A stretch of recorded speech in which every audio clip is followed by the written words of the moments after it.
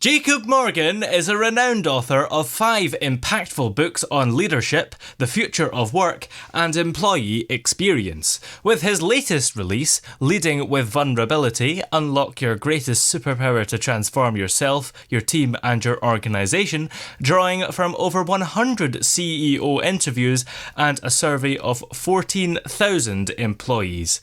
And Jacob is with us here. How are you today? Good, thank you for having me. So what was it that inspired you to write Leading with Vulnerability? Well, it's a few things. One was on the personal side and one was on the business side. And I'm sure a lot of your listeners and probably you yourself would be able to relate to some of the things that I'll share. On the business side, when I wrote my previous book on the future leader that came out in 2020, I was interviewing a lot of business leaders out there, asking them about important mindsets and skill sets for current and aspiring leaders. And I kept hearing this theme of vulnerability and emotional intelligence. And vulnerability, a lot of us, we can think of basically doing or saying something in the context of work that exposes you to the potential of emotional harm. Meaning maybe you're talking about a mistake or a failure, or you're sharing something personal where if the other person wanted to, they could take that information and use it against you in some way. And so a lot of these business leaders were telling me that on the one hand, their employees were expecting them to be strong and confident and tough and visionary. And on the other hand, they were also asking their leaders to share their weaknesses and challenges and failures. And it's like, how do you make sense of both of those things? Similarly, we have all been hearing conversations about vulnerability. And I think it's pretty obvious why this stuff is important in our personal lives, right? I mean, to connect with friends, with family members, you share personal things to create that relationship and that bond. But I was really wondering, what about at work? At work, we have a different dynamic. You have a hierarchy, you have a boss, you have employees and customers and projects and deadlines and money. Is it really the same at work as it is at home? And what if you're a leader? Is it the same for you? And it became very clear that the answer to that is no. So that's kind of on the business side. On the personal side, I don't come from a family that practices vulnerability. I mean, my mom tries. She's very good at emotional openness and vulnerability, but my dad came from the former republic or the former USSR. So, I was always taught to try to be mentally and physically number one, never practiced any vulnerability. And that caused me a couple of years ago to have a series of panic attacks.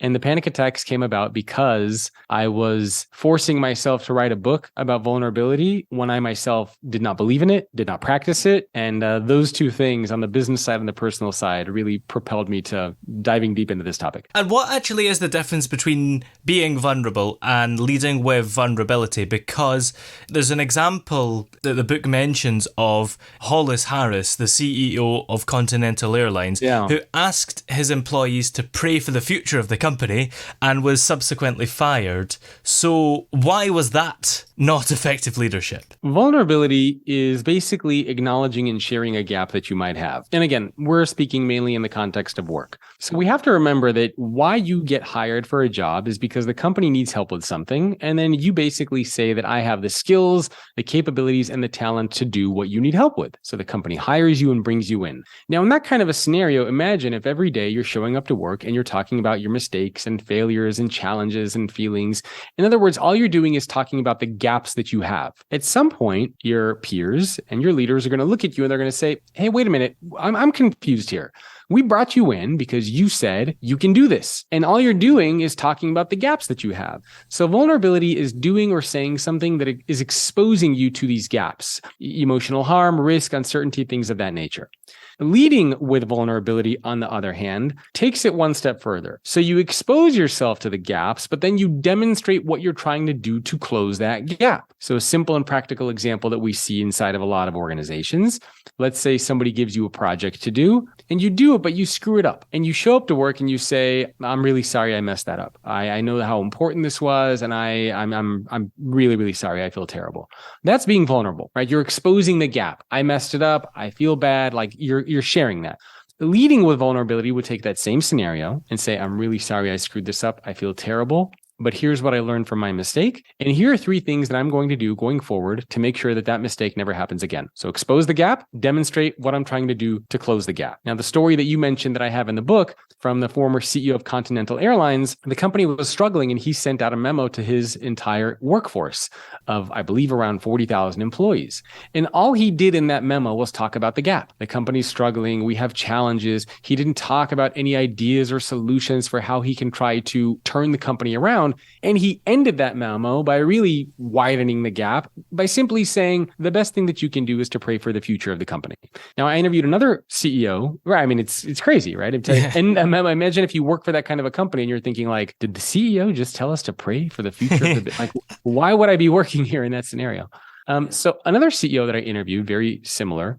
So to be clear, I didn't interview Hollis Harris. He passed away. But Fleetwood Grobler is the CEO of a South African energy company called Sasol. They have around 30,000 employees. Similar story. Company's $13 billion in debt. The banks are about to come and repossess everything. And he too is asked to address his workforce. But he gives a very different message. Now, he starts off with vulnerability and with talking about the gap. He talks about that the business is struggling, that the economic climate is not favorable for the business. He goes through a series of challenges, but then he adds the leadership piece. He tries to close the gap and he says, I have a vision of where I think this business can go. I know we have a talented group of people.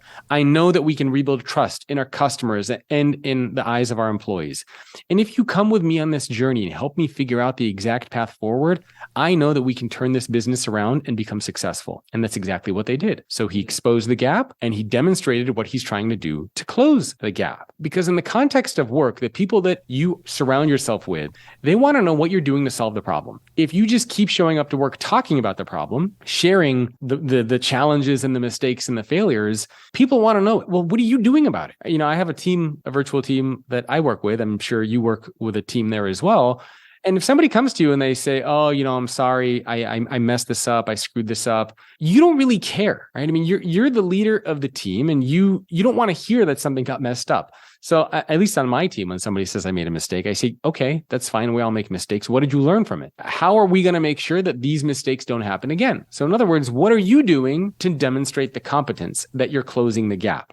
And this is part of what I call the vulnerable leader equation. Vulnerability on its own can cause more harm than good. But if you combine vulnerability with leadership, then that can be a very powerful force because you create the connection with people by exposing the gap and you demonstrate your competence that you're good at or are trying to be good at your job by demonstrating the leadership piece. And that I think is really what a lot of great leadership is about, connecting with your people and being good at your job. And that's why those two pieces are so crucial to go together. And I suppose it is quite important to be vulnerable, isn't it? Not just as a leader, but maybe generally in the workforce, because nobody likes working with somebody who doesn't admit that they've messed up when they so clearly have. Yes.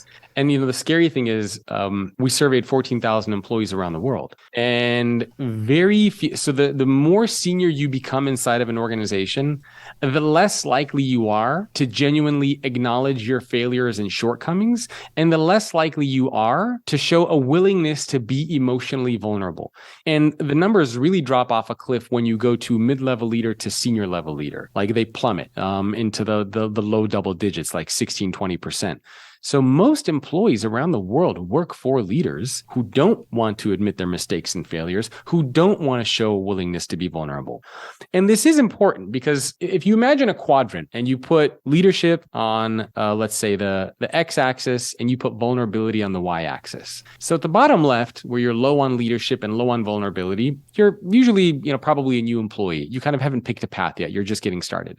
If you look at the bottom right quadrant, where let's say you are very high on leadership, but low on vulnerability. And somebody says, well, what do you think of this kind of leader? Somebody will say, oh, so-and-so is really great at their job. They're bringing in deals. They're very knowledgeable, but I don't have that connection with them. I don't feel motivated or engaged or inspired by the work that I'm doing. I don't feel like we have that chemistry to work together. Now, similarly, let's say you score very high on vulnerability and you're low on leadership. And again, somebody asks you, what do you think of working for that kind of leader? The response will probably be, you know what, so-and-so is great. I love working with them. We have great chemistry. They're just a really good person. I enjoy spending time with them, but I don't think they're the right leader because they haven't demonstrated that they are good at their job. They don't have that level of competence, that leadership that's required to be guiding us.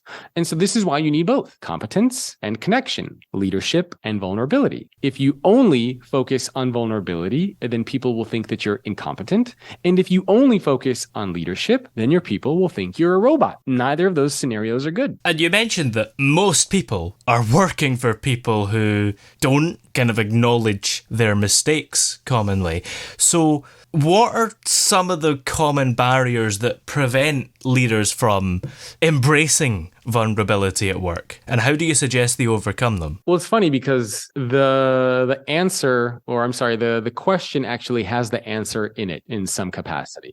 So we asked 14,000 employees around the world, and we asked them, what's the number one thing that's keeping you from being vulnerable at work? And the number one response that came back was, I don't want to be perceived as being weak or incompetent, right? In other words, I don't want to talk about my mistakes or failures or challenges because other people are going to think that I'm not good at my job. And so the solution to that is actually in the response. In other words, if you don't want people to think that you're not good at your job, then demonstrate that you are trying to get good at your job. This is why vulnerability alone can hurt you. Because if you just focus on, oh man, I made a mistake. I'm sorry, I screwed this up. Oh, I'm going through a tough time. Oh, I'm not feeling great today. Yeah, if that's all you do, people will look at you and say, wow, like you don't seem like you're, a good fit here. But instead, if you demonstrate the vulnerability with the leadership, I made a mistake. Here's what I learned.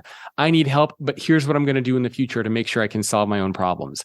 Demonstrate that leadership and the competence. And by doing so, you will change the perception that other people have of you of being incompetent. So hopefully that makes sense, right? If you don't want people to perceive you as being not good at your job, then demonstrate that you're trying to get good at your job. And that's the one thing. It sounds so obvious and so silly, but it's the thing that we forget to do. We only focus on the vulnerability, and we forget to demonstrate to others what we're trying to do to solve our own problem, to be accountable, to close the gap. Now, there's a little bit of a catch here, and the catch is a concept in psychology called the pratfall effect.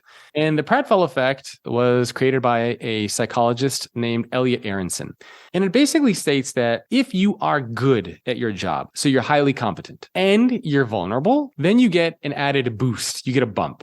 Because people will look at you and they're going to say, oh, Jacob's really good at his job. Oh, now he's talking about mistakes. Oh, now he's human. And you get that kind of bump where you're good at your job. And now people think that you're also human. And so you're more likable. They view you as being more competent. But the catch is, what happens if you're not good at your job? So if you are not good at your job, let's say you're a mediocre player or you're, even below that, and you're always vulnerable, then what happens is your vulnerability is going to reinforce your mediocrity. So if I'm not good at my job and I keep showing up to work talking about all these reasons that I'm struggling and why I'm not good at my job, everyone around me is going to say, yeah, that makes sense. I get why Jacob is a C player. I get why Jacob's not good at his job. So it solidifies me in that realm of mediocrity. So again, the way that you break out of that is whenever you are vulnerable, in a vulnerable situation, whenever you can, try to add the leadership piece. And so the definition of a vulnerable leader that I have in the book is a leader who intentionally opens themselves up to the potential of emotional harm, that's vulnerability,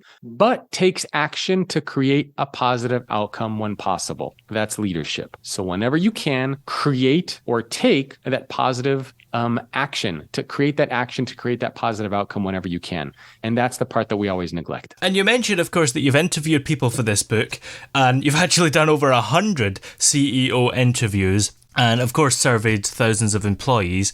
So what are some of the most compelling stories or findings that shaped what's presented in the book? Well, it's interesting because I was intrigued. Obviously, if I interviewed these CEOs and they didn't tell me what they told me, I wouldn't have a book to write, right? Yeah. So I was very interested that all the CEOs knew what vulnerability is, believed in vulnerability, understood the value of vulnerability, yet how many of them struggled to practice inside of their organizations? And they struggled to practice it inside of their organizations precisely because they didn't know where to begin. They didn't know what to do.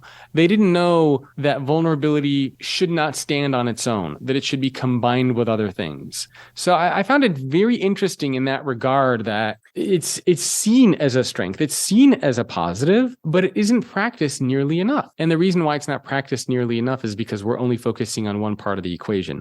So there are a lot of really interesting stories in the book of various CEOs who shared how vulnerabilities were used against them in certain situations, and somebody backstabbed them and what they learned. There are stories of how CEOs have used vulnerability as a way to create connection with their team. Like there's a lot of different angles when we look at vulnerability, but I think the common theme, or one of the common themes from all of the CEOs I interviewed, is that vulnerability inside of an organization specifically needs to begin with intention. So understanding why. Why is it that you are sharing or doing whatever it is that you're sharing or doing? If you don't have an intention behind it, then it becomes group therapy session, which is not effective, nor is it relevant in the workplace. So before you show up to work and you spill your heart out, or you talk about something personal or something potentially inappropriate, you have to take a step back and say, why am I doing this? Am I trying to create a better relationship with this person, to create more connection? Am I trying to create a culture where other people can come to me with their problems? Am I trying to create a culture where we're just doing a better job of collaborating and coming up with new ideas? Like, what is the purpose and the intention behind whatever it is that you are doing or saying? And again, that is the most important piece, because without intention, it's just therapy, and get a therapist. Yeah. Well, are you working on any more books at all? Eventually. So this book is just coming out. I'll be brainstorming, we'll see what happens with this book and how it's received and what kind of feedback we get from it. And then, of course, every 2-3 years, as an author, every few years, you got to create a new piece of content out there that you go and promote around the world. But for now, the theme of vulnerability is very interesting to me in a leadership, in a workplace setting. And I think there's a lot of research that can still be done in this area. So for now, this will be the sandbox that I'll be playing in. Because you mentioned there's a lot of research that can be done in this area. So do you think that another book of a similar nature could be on the cards in a few years? Yeah, maybe. I mean, there are a lot of questions when I was doing the research for this book that were very difficult to answer. I was very curious, for example, what happens in your body when you're vulnerable? Like chemically, serotonin, oxytocin, like what's actually going on in your body? And it was very interesting because a lot of the CEOs I interviewed, nobody told me that vulnerability feels good, right? Nobody said, oh, when I'm vulnerable, I feel great and happy and I'm excited. Vulnerability feels uncomfortable in your body. Yeah. Several other CEOs have shared that they've had panic attacks, that their heart starts racing, their palms get sweaty. One CEO said that he starts speaking and his voice is quivering because he's so nervous. Other CEOs they feel like they have butterflies in their stomach. Like, it's an uncomfortable and an unpleasant feeling. But then the question becomes, well, why do it if it's so uncomfortable? Why do it if it's so difficult? And then the answer is, well, if you think about any time in your life where you wanted to achieve something, you likely had to get out of your comfort zone and do something that was difficult and to do something that you didn't want to do. And I think leading with vulnerability is the same thing. It is uncomfortable. It is difficult. It feels weird. We don't have all the answers, but if you want to be a great leader and push yourself out of your comfort zone, and if you want to create trust and lead through change and create a lasting impact on others by unlocking their potential and drive business performance, then this is the approach that you have to take. And I can give you maybe one starting place that a lot of leaders can go with. And it's this theme of climbing the vulnerability mountain. So what I always encourage people to do is to imagine that you're climbing a mountain. That's actually the cover of the book. And a mountain is symbolic because the beginning of the mountain is easy. You can imagine the first steps you need to take, and then you have the peak of the mountain, which is, the scary part. So figure out, what can you do tomorrow? What is a step that you can take tomorrow? Whether it's one CEO, for example, said she would always get nervous when she would talk to her employees. So she kind of cheated a little bit. And she knew that whenever she would get in that, this was Penny Pennington, the CEO of Edward Jones, big financial services firm with 50,000 employees. And when she first got started, she said, I would cheat a little bit and I would keep an ace up the sleeve, so to speak, which was she knew a story that she would want to tell her employees whenever she would get into an elevator with them. So whenever she would see a new employee in the elevator, it's kind of weird. You don't know what to say.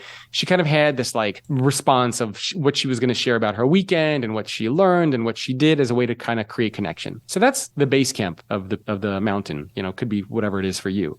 And then identify what's at the peak of the mountain for you. What's the scary thing that you can't imagine doing? And once you know what the base camp is and what the peak is, then day by day, week by week, and month by month, you take small steps to climb the mountain. And you'll fall, You'll get bruised, you'll get beat up, you'll make mistakes. But as a leader, I think it'll be the greatest journey and adventure that you can go on, and you will transform yourself, your team, and your organization if you do it. Well, this book is, of course, called Leading with Vulnerability: Unlock Your Greatest Superpower to Transform Yourself, Your Team, and Your Organization, and it's by Jacob Morgan. So where are all the places that we're able to find that? There are a few spots. Probably the best place to go to is leadwithvulnerability.com.